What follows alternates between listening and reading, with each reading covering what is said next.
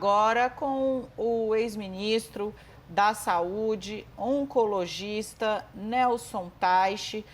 Ministro, um prazer ter o senhor aqui no CNN 360. Agradeço o senhor ter encontrado espaço para falar com a gente, com o nosso telespectador no dia de hoje. Pergunto primeiro apenas se o senhor me ouve bem para que a gente possa começar a conversar. Eu estou te escutando bem. Você consegue me escutar? Perfeito, 100%. Ótimo. Então, vamos seguir daqui. Ministro, olha, há aí uma série de questões que estão sendo exploradas pela imprensa no Brasil e no mundo, né?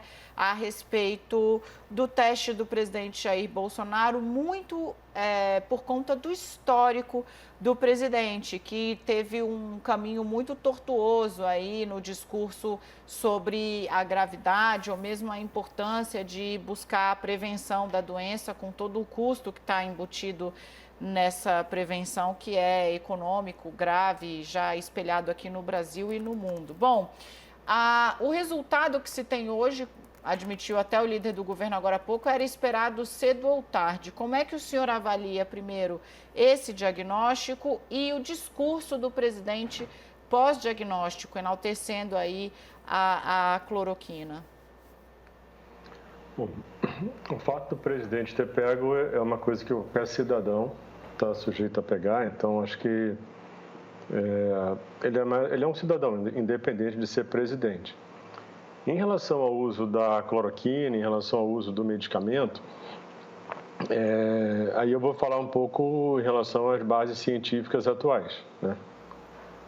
Hoje, os estudos que usaram cloroquina e hidroxicloroquina, eles não mostraram benefício. Então, eles também não mostram efeitos colaterais graves, embora teoricamente isso possa acontecer. Mas os estudos que a gente tem hoje são estudos importantes. A gente tem estudos em hospital, que não são casos relacionados ao presidente. A gente tem dois estudos muito grandes, muito importantes hoje. Um é um estudo feito no Reino Unido, que hoje tem mais ou menos 12 mil pessoas. E esse estudo, eles tiraram o braço da hidroxicloroquina, da mesma forma que a Organização Mundial de Saúde tirou o braço da hidroxicloroquina do estudo que é organizado por ela. Tem um outro estudo que foi publicado no dia 3 de junho, numa revista de alta circulação muito importante, em que ele é usado para testar a hidroxicloroquina e a cloroquina em pacientes que foram expostos a pessoas que tiveram o diagnóstico de Covid, e esse estudo também não mostrou uma diferença de evolução. O que é importante é o seguinte: quando você analisa a doença, você tem mais ou menos 80% das pessoas que vai evoluir bem, 20%, mais ou menos 20% ou um pouco menos, vai precisar de internação. Aí você vai separar o que fica internado e usa oxigênio, que vai para a ventilação mecânica, e um percentual dessas pessoas vem a falecer. Então, na prática, a grande maioria das pessoas com a Covid-19 fica curada, mesmo aqueles que acabam tendo que, às vezes, ir para o hospital. O grande problema que a gente tem hoje é você entender que o fato de usar o remédio não significa que foi ele que te curou. Entendeu? Essa é uma dificuldade. Sim. Que a pessoa que não tem um lado mais, vamos dizer assim, mais matemático e mais técnico, é mais difícil da pessoa entender. Então, quando a gente vê essas situações onde pessoas falam que usaram remédio, ficaram curadas, que pessoas que prescreveram remédios, pacientes ficaram curados, isso é verdade, mas uma coisa pode não ter nada a ver com a outra. Eles tomaram o remédio e ficaram curados, mas não foi um por causa do outro. E nesse momento a gente vai ter uma polarização ainda maior em cima desse problema, né? Essa discussão da cloroquina agora, se ela já era polarizada, ela vai aumentar muito mais. Sim. E é como eu vejo isso agora. Então eu estou te colocando o que existe hoje no meio científico, tanto que os estudos sugerem o oposto. Essas drogas foram retiradas dos estudos que vinham sendo realizados, tanto do Solidarity quanto do estudo inglês. Os Estados Unidos, eles tiraram autorizaram o uso emergencial. Hoje, nos Estados Unidos, pelo FDA, a única droga que tem um estudo emergencial aceito é o Remdesivir. Então, mas agora eu acho que a gente vai entrar, eu acho que o que vai acontecer na prática é que O que já era polarizado vai ficar mais ainda. Não, era só um lamento, era só um suspiro de lamento aqui, porque realmente... Vai lá, Carol. Eu vou nesse caminho também, ministro. Carol Nogueira participando dessa conversa com o senhor. Ministro, então aí há um ponto de divergência entre o que fala o governo e o que fala o senhor. Pelo que o senhor fala agora, nessa sua primeira resposta, a gente pode entender o uso da cloroquina, o medicamento, num conflito ciência versus política? O uso do medicamento, o uso da cloroquina, ele acaba adotando um viés político no nosso país? Eu não sei te dizer se é um viés político, isso acaba sendo usado de uma forma política, de uma forma polarizada. Eu trago uma visão muito técnica, muito científica da decisão do que usar, né? Eu tenho colocado isso, que uma das razões de você não poder usar coisas que não funcionam é porque você deixa de gastar aquilo em coisas que funcionam. A gente tem um volume de dinheiro baixo, eu tenho citado isso regularmente. Se você compara o Reino Unido, por exemplo, que é uma referência para o nosso SUS, eles têm mais de 4 mil dólares para gastar por pessoa por ano, arredondando, números fáceis, são mais ou menos 20 mil reais. O SUS não tem 2. Então, qualquer dinheiro que a gente tem hoje, ele vale muito. Entendeu? Então, e aí a gente, quando não tem tanto dinheiro, é porque como a gente vê a quantidade de dinheiro que existe no Brasil, parece que é muito. Mas quando você compara o que é esse dinheiro, essa quantidade em países mais desenvolvidos, e a saúde tem um lado muito mundial, você tem remédios que vêm de outros países, você tem equipamento que vem de outros países, então a gente tem um braço mundial nisso. Então, a gente tem que ter uma reserva para usar em coisas que sabidamente fazem diferença, porque quando o dinheiro acaba, você começa a não ter dinheiro em coisas básicas, e falta cirurgia, falta profissional, falta dinheiro para pagar salário, e a gente não nota que uma coisa tem a ver com a outra, entendeu? Então, o uso adequado do recurso financeiro ele é absolutamente fundamental. É mais ou menos por isso, mas essencialmente é isso.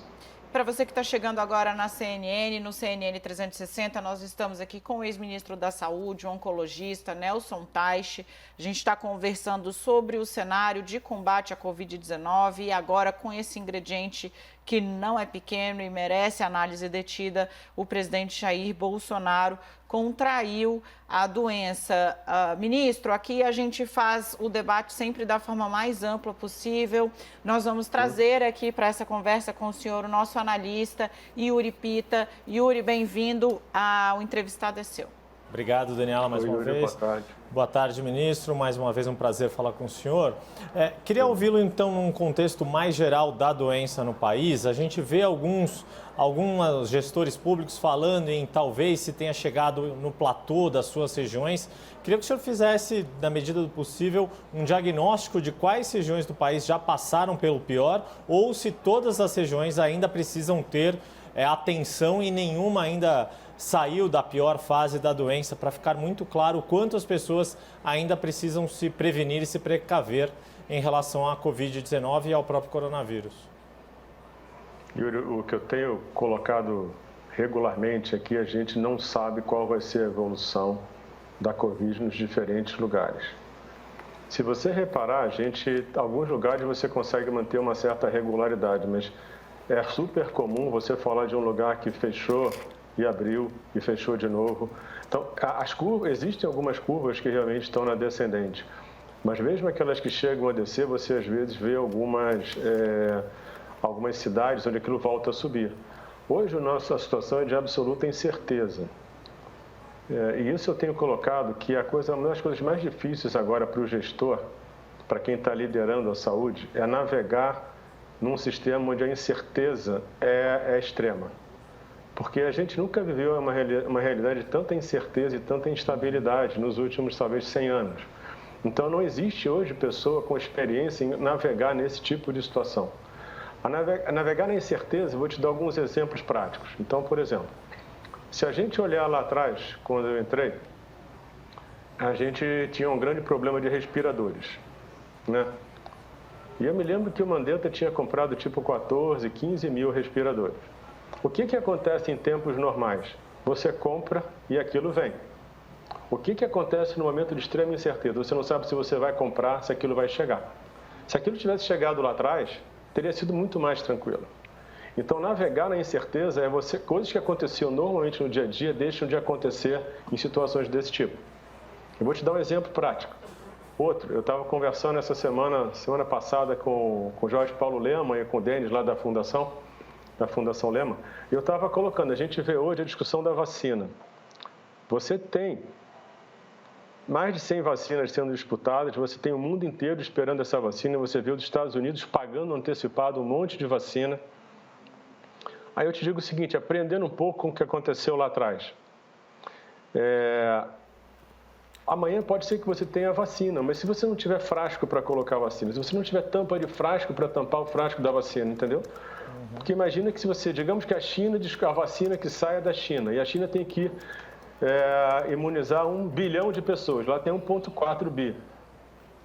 Se tiver que imunizar 800 milhões, e acontece que o frasco é produzido na China, como em outros insumos, era 94% vem da China. O que pode acontecer? A gente foi vendo na evolução da Covid que você focou no respirador, depois você tem problema de recursos humanos e agora você começa a faltar remédio para sedar a pessoa para ela poder ficar entubada. Então, nesse planejamento, você tem que ter uma visão da cadeia como um todo. Porque senão você pode ter uma coisa, mas não consegue ter o que você espera, que é o final, porque falta algum insumo que você não tinha imaginado. Entendeu? Então, o que eu estou te falando, a gente hoje está navegando nesse mundo, a gente não sabe o que vai acontecer. A gente não conhece a realidade da Covid. Por exemplo, uma coisa que se coloca muito é o R0, é o quanto você consegue transmitir. Mas se você isola as pessoas, elas têm um contato pequeno com outras pessoas. O que vai valer é esse R0 quando a vida tiver voltado ao normal. Se ele abaixa quando você separa, quando você retoma, cresce de novo, você vai ter surtos da doença, voltando. Que é como você vê nos lugares onde você libera e começa a subir e as pessoas voltam. Estou te falando isso tudo para você, o nível de incerteza que a gente tem hoje e o nível de incerteza que as pessoas têm para poder navegar nisso e gerir ao longo desse tempo. Então, o que vai acontecer em cada cidade, a gente vai ter que acompanhar, o que vai acontecer quando tiver a liberação. E o nosso maior problema hoje é que a gente... É claro que quando você faz o distanciamento, você consegue controlar mais a doença. Mas o nosso problema hoje não é entrar no lockdown, entrar no distanciamento, é sair dele. E essa saída dependeria de a gente ter um conhecimento muito maior do que a gente tem. Se você prestar atenção hoje, a gente não tem critérios definidos para sair com segurança.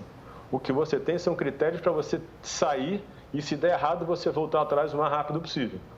Que é você tentar pegar a curva na descida, que é você ter uma infraestrutura de leitos que garanta que você vai poder ter o cuidado caso o caso aumente.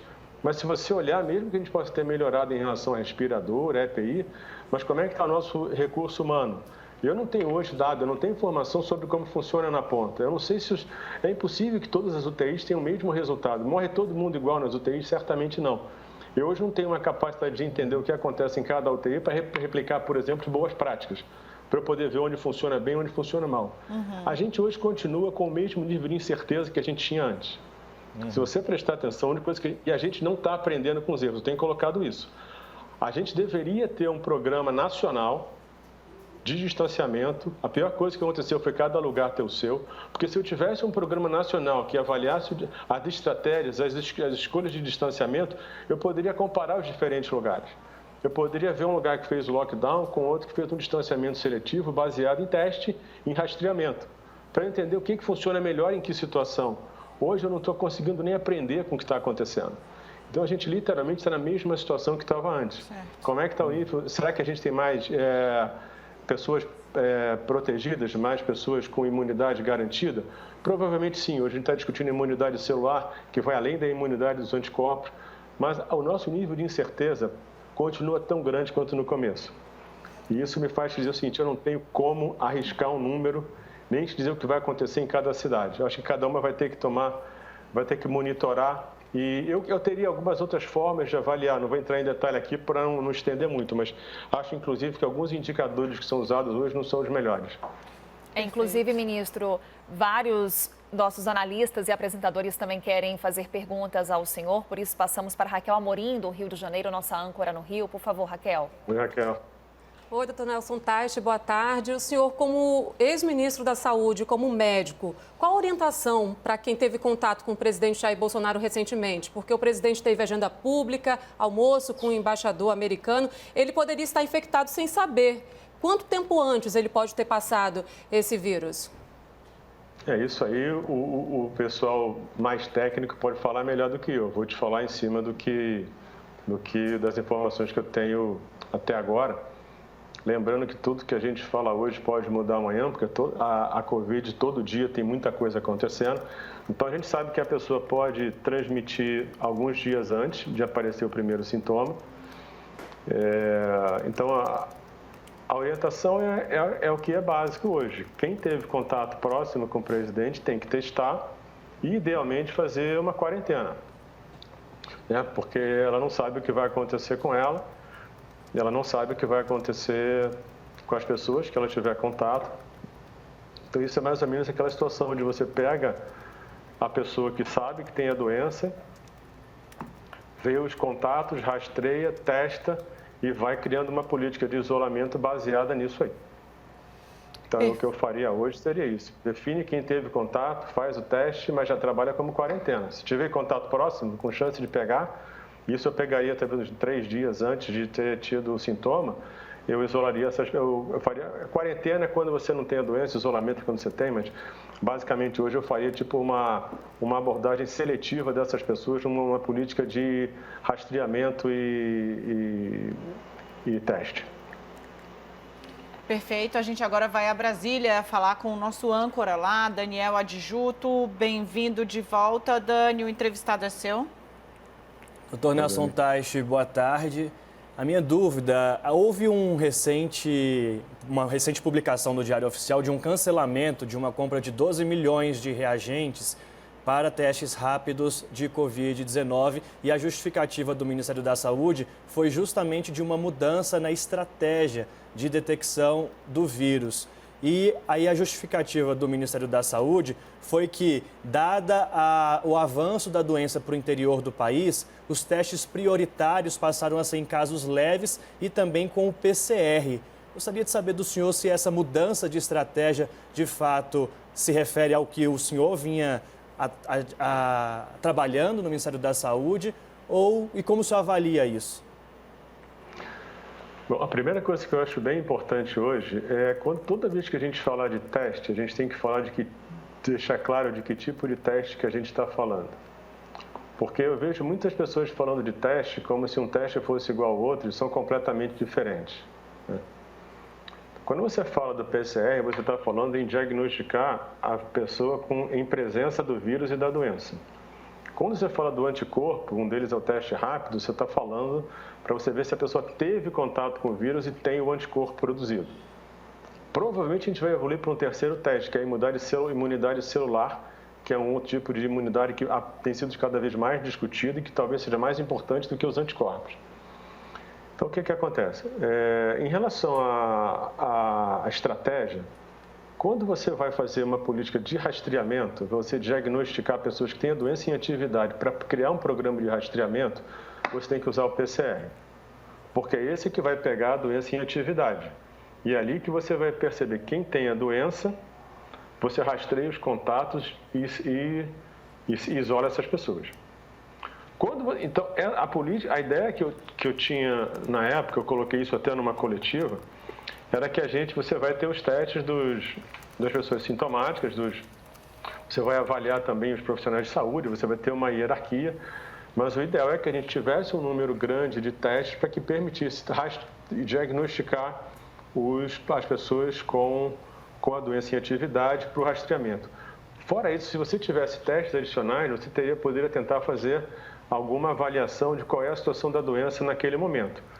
Se você fizer o teste do PCR, você vai pegar pessoas assintomáticas e você vai ter uma ideia de quantas pessoas assintomáticas podem existir naquela comunidade. E quando você faz o teste com o anticorpo, você vê quantas pessoas já tiveram. Cada informação dessa se soma para que você consiga montar um cenário em relação à doença. Em relação ao teste dos anticorpos, ou o teste sorológico, que vai avaliar o teste rápido, a grande preocupação que eu sempre tive é a precisão do teste. A gente hoje tem números que mostram, às vezes, 90% de sensibilidade, especificidade, mas tem outros números que mostram 35%, 40%. Então, a minha grande preocupação hoje, quando eu falo em teste para anticorpo, é qual a qualidade desse teste. Você tem muitos testes, você não tem uma definição clara de qual a qualidade desse teste.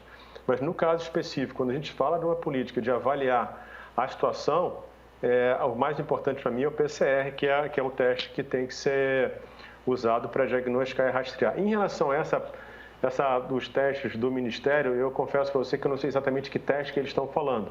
Por isso que eu não posso te dar uma opinião agora. Ministro, ainda em Brasília temos pergunta de Renata Agostini, nossa analista. Renata. Como vai, ministro? Boa tarde. Na declaração mais cedo do presidente Jair Bolsonaro, quando ele contou que houve o teste positivo para coronavírus, ele chegou a falar sobre a necessidade de pessoas mais velhas, idosas, tomarem precauções, pessoas que têm problemas de saúde, comorbidades, mas em linhas gerais disse que quem não atende esses critérios, pessoas mais velhas ou com problemas de saúde, deve levar uma vida normal. Gostaria de ouvir o senhor sobre esse aspecto, diante desse momento em que vivemos, em que há todo esse esforço de reabertura, de retomada das atividades. Quem não é mais velho, idoso, propriamente dito, ou tem um problema de saúde, tem de levar uma vida normal? A gente tem informação hoje que pessoas mais jovens, embora numa quantidade muito menor, que elas também podem morrer pela doença. Então, não existe uma garantia de que a idade vai tornar a pessoa imune ao problema e que ela não possa morrer. Os números são realmente muito menores, mas eles não são zero, Mas tem uma outra abordagem desse problema, que é o seguinte: na pessoa que mais jovem, quando ela tem uma vida normal, quantas pessoas mais jovens convivem com pessoas mais velhas e com comorbidades no seu dia a dia quando elas voltam para casa? Então, não pode ser só uma discussão de você morrer ou não morrer com a Covid. É o quanto você pode disseminar aquilo de acordo com o meio que você vive, entendeu? Então, são dois problemas que você tem que mapear. E você tem que... Existe uma mortalidade, muito menor em gente jovem, mas existe. E você tem que também avaliar nessa linha de transmissão como é que a pessoa mais jovem se comporta, principalmente se ela vai ter uma interação maior com outras pessoas da sociedade. Ministro, voltamos aqui de São Paulo, Dani Lima. Olha só, eu queria voltar a falar sobre as sinalizações que a gente deve ter a partir desse discurso do presidente. O senhor já falou aí sobre a cloroquina, que espera novo gás nessa improdutiva polarização em cima do uso do medicamento, e cita agora aí o aspecto da recomendação da polêmica sobre isolamento vertical ou horizontal, como colocado aí pela Renata. O senhor vê como definidora, inclusive de uma mudança no entendimento pessoal do presidente, a evolução da doença nesse período, inclusive porque é isso, assim, quando se tem uma autoridade do tamanho do presidente, de um presidente da República com doente, você tem muita atenção voltada para essa doença. Então, a comunicação, nesse momento, ela é muito importante. As pessoas podem se debruçar e tentar refazer os caminhos que já tem na sua cabeça sobre a Covid-19 a partir do que for comunicado do caso do presidente Jair Bolsonaro. O senhor vê uma chance, por exemplo, de terceirizar, ou acha que seria ideal terceirizar os informes a respeito tanto do tratamento quanto da evolução da doença, por exemplo?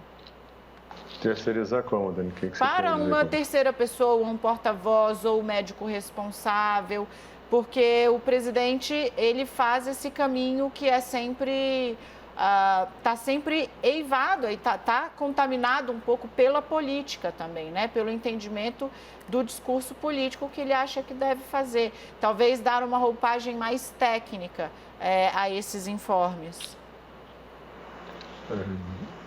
Eu não sei te dizer exatamente o quanto isso é político, o quanto não é, mas o importante não é quem passa a mensagem, é qual é a mensagem que é passada. Então, mudar o porta-voz e não mudar a mensagem não faz diferença. Então, acho que realmente é importante uma mensagem única, né? Quanto mais homogênea a mensagem, melhor. E a gente vai ter que esperar a evolução do quadro do presidente para ver como isso vai caminhar, né? A gente torce, é lógico, que ele recupere tudo e recupere muito rápido, mas como essa situação vai evoluir em relação à comunicação, em relação a